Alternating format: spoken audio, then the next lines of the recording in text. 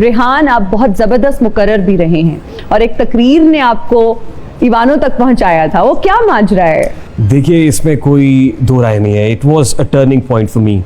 ये 2007-8 की बात है, जिस वक्त मियां बरादरान, जब मियां बरादरान कहते हैं तो आपको पता है मियां शहबाज शरीफ और मियां नवाज शरीफ साहब एग्जाइल के बाद, जलावतनी के बाद वापस पाकिस्तान में आए थे और पंजाब में इनकी गवर्नमेंट आई। बिल्कुल। तो उन्होंने एक पंजाब में डिबेट कॉन्टेस्ट कराया, डिक्लेमेशन कॉन्टेस्ट था, उसमें मैं पंजाब से विन करके आया। And you were very young. हाँ, बैक इन 2007 and 8 की बात है। तो उस वक्त मैंने फर्स्ट टाइम पाकिस्तान की पॉलिटिकल लीडरशिप को इतना क्लोजली, यानी इतने सारे लोग बैठे हुए थे, तो जाहिर है जज्बात का ठाठे मारता हुआ समंदर था कि भाई I have to do it, अब मुझे बताना है कि मैं कितना अच्छा मुकर्रर हूँ। अच्छा, 2 मिनट दिए गए थे बोलने के लिए। मेरी जो तकरीर है उसका दौरानिया कोई 5 से 7 मिनट 7 मिनट, लेकिन 2 मिनट मुझे दिए गए थे। तो 2 मिनट जब हुए तो उसने मुझे रिंग की बेल के, बस करो। मैंने कहा घंटियां ना बजाओ, मैं यहाँ से चला जाऊंगा, मगर मेरी आवाज इस शोर सदा में गूंज तो लेने दो। अरे वाह। अच्छा, मेरे पास उस कैमकॉर्डर की रिकॉर्डिंग है, तो फिर मियां बड़े वाले मियां साहब ने कहा कि इसको, इस लड़के को बोलने दो। फिर मैं बोलता चला गया। जब मैं वो तकरीर करके उतरा था, एक साहब ने मेरे कंधे पे हाथ रखा और कहा कि मियां साहब कह रहे हैं तकरीर लिख दो। हाँ। मैंने कहा कौन मियां साहब? पीछे मुड़ के देखा तो बड़े वाले मियां साहब ने ऐसे सर हिलाया। मैं समझ गया कि लिखनी पड़ेगी अब तो जी। मैंने कांपते हुए हाथों के साथ लिखना शुरू किया और पसीना उसके ऊपर गिर रहा था। तो मेरे एक दोस्त होते थे अखबार में, वो मेरे पास आए और उन्होंने कहा कि यार आपने इस पे अपना नाम, अपना नंबर, अपना घर का पता, अपना ईमेल आईडी सब लिख देना है। मुझे नहीं पता था ये क्यों कह रहे हैं। खैर, मैं एक हफ्ते के बाद अपने घर में बच्चों को पढ़ाया करता था। मेरे घर में बच्चे पढ़ने के लिए आए हुए थे। इसी दौरान मुझे कॉल आती है, अस्सलाम वालेकुम जी, मैं डॉक्टर आसिफ किरमानी बात कर रहा हूँ, पर्सनल सेक्रेटरी मियां नवाज शरीफ। मेरी जाने वाला डॉक्टर आसिफ किरमानी कौन है जी? तो कहते रेहान साहब, वो आपने ईवान इकबाल में तकरीर की थी, कुछ पॉइंटर्स थे, कंपोज फॉर्म में मिल जाएगी? मैंने कहा जी मिल जाएगी। कितना टाइम लगेगा? मैंने कहा 3 से 4 दिन लगेंगे। उन दिनों कंपोजर्स, अब तो आप घर पे खुद ही टाइप करके प्रिंट निकाल लेते ना। मैंने कहा कि 3 से 4 दिन में। नहीं 3 से 4 दिन ज्यादा, मियां साहब बात करेंगे। मियां साहब ने फोन लगाया, अस्सलाम वालेकुम रेहान साहब, क्या हाल है? मैं अपनी सीट से उठ के खड़ा हूं। फिर मैं फैमिली में चला गया, मैंने उसका स्पीकर ऑन किया। मैंने कहा घर वाले मानेंगे नहीं कि इसको मियां नवाज शरीफ साहब फोन कर रहा है। मैं एज ए यंगस्टर और इंजीनियरिंग का स्टूडेंट, और वो कहेंगे ये मुंह और मसूर की दाल। खैर, मैंने वो स्पीकर ऑन किया। उन्होंने कहा आप क्या करते हैं? मैंने बताया मैं इंजीनियरिंग का स्टूडेंट हूँ। अब्बा क्या करते हैं? कहा ये वो सब। मुझे बहुत पसंद आई। कितनी देर में पहुंचाएंगे? मैंने कहा सर आधे घंटे में आई। बच्चों को मैंने कराई छुट्टी। हमारे वो मेन लिंक रोड के ऊपर एक शबनम सेंटर है, वो कंपोजर आज भी मुझे जानता है। मैं उसके पास गया, वो कंपोज कराई। उन्होंने कहा आप हमें फैक्स भी कर दे इस नंबर पे, ईमेल भी कर दे। मैंने फैक्स भी की, ईमेल भी की। फिर उसके बाद शुक्रिया की कॉल आई मुझे। तो ये एक अच्छा, उसके बाद बहुत सारे ऐसे इनिशिएटिव्स थे जैसे लैपटॉप डिस्ट्रीब्यूशन और ये वो, उनमें कहीं ना कहीं हमारा भी कोई ना कोई कंट्रीब्यूशन रहा। तो बहुत ज्यादा जब कुर्बतें बढ़ी, फिर मुझे ये लगा कि नौजवान अपने वक्त का बादशाह होता है, उसे ये ईवानों में और यहाँ जाके अपने जो बादशाहत है ना, उसको खोना नहीं चाहिए। फिर मैंने अपने पल्लू के साथ ये शेर बांध लिया, ये आज भी स्ट्राइक करता है इस दिमाग के साथ कि ऊंचे ऊंचे दरबारों से क्या लेना, भूखे नंगे बेचारों से क्या लेना, अपना खालिक अपना मालिक अफजल है, आती जाती सरकारों से क्या लेना। वाह वाह, मुझे ये बिल्कुल अब यकीन हो गया कि शेर व शायरी से भी बहुत लगाव है। हाँ बेशक है। तो कैसे याद, हाफजा बहुत अच्छा है, एक दफा पढ़ लो तो याद हो जाता है। अच्छा, लोग मुझसे पूछते हैं कि ये कैसे याद रह जाता है। देखिए, मैं शेर को याद नहीं करता, मैं उसको एंजॉय करता हूँ। तो शेर को याद नहीं करना चाहिए, उसको एंजॉय करना चाहिए। वाह, जैसे हम गाने के लिरिक्स को एंजॉय करते हैं ना, तो हमें एफर्ट नहीं करनी पड़ती, हमें वो याद रह जाते हैं। अच्छा, वैसे आपको सीनियर जर्नलिस्ट ने शायद ये बताया हो कि एक वक्त था जब सहाफी को ना कोई किराए पे मकान देता था, ना कोई बैंक लोन देता था, और ना रिश्ता आसानी से मिलता था। हाँ, ये तो पुरानी बात नहीं है। ये अब भी आप बैंक से लोन लेने के लिए जाए तो वो कहते हैं कि आपका नेगेटिव प्रोफेशन है। मैंने कहा अच्छा, ये क्या होता है? उन्होंने कहा ये जो जर्नलिज्म है या मीडिया है ना, इसको हम नेगेटिव प्रोफेशन की कैटेगरी में डालते हैं, तो इसलिए आपको लोन नहीं मिलना, लोन नहीं मिलेगा। और दूसरी जो आप रिश्ते वाली बात कर रहे हैं, मेरा एक दोस्त है तो वो खबरें पढ़ा करता था, तो उसके घर में रिश्ता देखने के लिए लड़की वाले आए। अच्छा। तो लड़की वालों ने कहा मुंडा की करता है? उन्होंने कहा जी वो खबरें पढ़ता है। अच्छा, वो तो ठीक है, करता की है? कैसे खबरें पढ़ता है? ठीक है, लेकिन करता की है? अब वो जो है ना, कन्विंस करने के लिए बड़ा टाइम लगता था कि यार आपके लिए ये प्रोसेस आसान था? मतलब इसमें कोई मुश्किलात आई?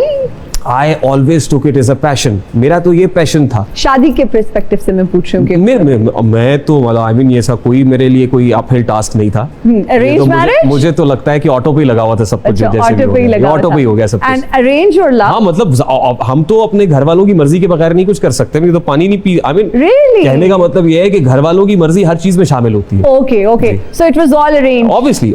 अच्छा जी, हमारा एक सेगमेंट है जिसका नाम है रीडिंग लिप्स। कानों पर आपके हेडफोन्स लगाए जाएंगे, अच्छा। उसमें गाने चल रहे होंगे ताकि आपकी अटेंशन जो है वो डिविएट हो, आप गाने सुने। लेकिन आपने बहुत स्मार्टली देखना है कि मैं क्या लिपसिंग कर रही हूँ, मैं क्या एक्ट कर रही हूँ, और आपने गेस करने की कोशिश करनी है। देखा, हाँ। चेहरा, तेरा। मौसम, देखा जो चेहरा तेरा, मौसम भी प्यारा लगा। कानों में झुमका तेरे, मुझको सितारा लगा। वाह वाह वाह वाह। ओके नेक्स्ट जी, जरा ढोलकी, जरा ढोलकी बजाओ गोरियो। नेक्स्ट, जट, हाँ। चढ़िया कचहरी, जट चढ़िया कचहरी, बल्ले नहीं बोली। वाह। सानू, नहर, हाँ सानू नहर वाले पुल पे बुला के। जब ज्यादा बारिश, जब ज्यादा बारिश होती है ज्यादा पानी आता है। मतलब ये टू स्मार्ट। ओके, आसमान से गिरा खजूर बैठ का। मुश्किल है, देखिए। एवे जावे नहीं, एवी रुस्या न कर मेरी जान से। ओके जी, भाई ये तो रिकॉर्ड बन गया है कि फास्टेस्ट जिसने गेस किया है ना, बहुत सारी तालियां। जबरदस्त। हमारा नेक्स्ट सेगमेंट है वेरी इंप्रेसिव माशाल्लाह। रैपिड फायर में देखते हैं कितने जल्दी आप जवाब देते हैं। इनमें से किस यूट्यूबर का कंटेंट आपको पसंद है? मिस्टर बीस्ट, ध्रुव राठी, रजब भट्ट, ज़ैनब के पप्पा। ध्रुव राठी। ये 4 लोग इंटरव्यू के लिए दस्तयाब हों तो पहले किसका इंटरव्यू करेंगे? एंजेलिना जोली, मोहम्मद बिन सलमान, रोनाल्डो, MBS। इनमें से किस हसीना को आपकी ड्रीम गर्ल होने का एजाज हासिल है? नहीं, ये सवाल ही गलत है। कोई ड्रीम गर्ल नहीं है। किसी को एजाज। मीरा, केट विंसलेट या माधुरी? मैं इसका जवाब दूं? जी। सुला चुकी थी ये दुनिया थपक थपक के मुझे, जगा दिया तेरी पाजेब ने खनक के मुझे, और मैं रात देर गए जब भी घर पहुंचता हूँ वो देखती है बहुत शान के फटक के मुझे। अच्छा, वैसे कोई ड्रीम गर्ल नहीं रही होता है ना कि यार ये पसंद है, कोई सेलिब्रिटी क्रश होता है, किसी का रक्स करने का अंदाज, किसी की एक्टिंग। हाँ, माधुरी दीक्षित का जो अंदाज है वो बहुत अच्छा था। उन दिनों प्रीति जिंटा बहुत अच्छा करती थी। Oh yes. फिर थोड़ा सा आगे आए तो करीना कपूर बहुत अच्छा कर रही थी बॉलीवुड में। एंजेलिना जोली भी अच्छा काम करती नहीं, लेकिन जाहिर है वो हमारे। पर सबसे ज्यादा अगर मैं सब में से लिस्ट पूछूंगी सबसे ज्यादा बेहतरीन इनमें से, हाँ, माधुरी। ओके, जबरदस्त। मौजूदा सदी है साइंसी करिश्मात की, तहजीबों के तसादुम की, आफतों की, अहमकों की पजीराई की। मेरा ख्याल आखिरी ऑप्शन ज्यादा बेहतर है। अहमकों की पजीराई की। ओके। अच्छा, पाकिस्तानी एक्ट्रेस में कौन पसंद है? देखते हैं किसी को फॉलो करते हैं? देखिए इन दिनों बहुत कम हो गया है, मैं नहीं देखता हूँ इन दिनों, नहीं देखता। फिल्म्स वगैरह नहीं देखते? फिल्म्स देखने का टाइम नहीं मिलता है। Okay, when was the last time you watched a Pakistani film? कोई देखी है? एक चूड़ियां देखी थी मैंने। Really? जी, चूड़ियां मूवी के जो गाने मुझे बहुत अच्छे लगते हैं, उसका म्यूजिक बहुत अच्छा है। और उसके बाद बोल देखी थी, खुदा के लिए वो देखी थी। उसके बाद आई थिंक मैंने कोई पाकिस्तानी नहीं देखी। ओके, फेवरेट सिंगर कौन है? किसको सुनना पसंद है? फेवरेट सिंगर बहुत सारे हैं। देखिए आबिदा परवीन साहिबा मेरी फेवरेट है। खान साहब, नुसरत फतेह अली खान साहब मेरे फेवरेट हैं, तो टिपिकल। और फिर सजाद अली साहब मेरे फेवरेट हैं। ओके, जबरदस्त। फेवरेट जर्नलिस्ट कौन है?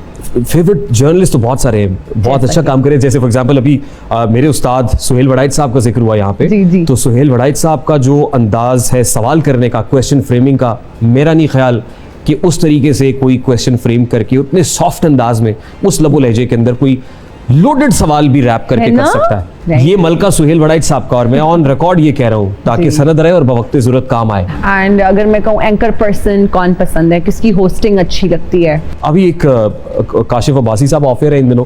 काशिफ अब्बासी साहब बहुत अच्छा शो कंडक्ट करते हैं। तो उसके अलावा बेशुमार हैं आप, मतलब मीर साहब बहुत अच्छा शो कंडक्ट करते हैं। कॉलम निगार कौन पसंद है? वसतुल्लाह खान साहब बहुत अच्छा कॉलम लिखते हैं। इरफान सिद्दीकी साहब को मैं पढ़ता था। इवन मैं डॉक्टर आमिर लियाकत साहब के कॉलम्स बड़े शौक से पढ़ा करता था। जबरदस्त जबरदस्त। हाँ, तो ये सब बड़े पसंदीदा रहे मेरे। ओके जबरदस्त। रेहान, इतने इंटरव्यूज किए, मुश्किल इंटरव्यू कौन सा था जिसमें आप बार बार पूछ रहे थे टीम से, यार क्या कितना टाइम रहता है, अच्छा, कब खत्म होगा ये वक्त? आप सही कह रहे हैं। मतलब होता ये है कि जब आप सवाल करें और आगे से आपको हाँ या ना में जवाब मिल रहा हो, है ना? यानी वो जवाब Oh देने वाला, उसके पास जवाब देने को अल्फाज, मतलब उसके पास वोकैबुलरी ना हो, जी। और हाँ या ना में आपने सवाल किया, जी बिल्कुल, उसके बाद आप क्या करें, हाँ, इंटरव्यूअर तो exactly. फौत हो जाता है।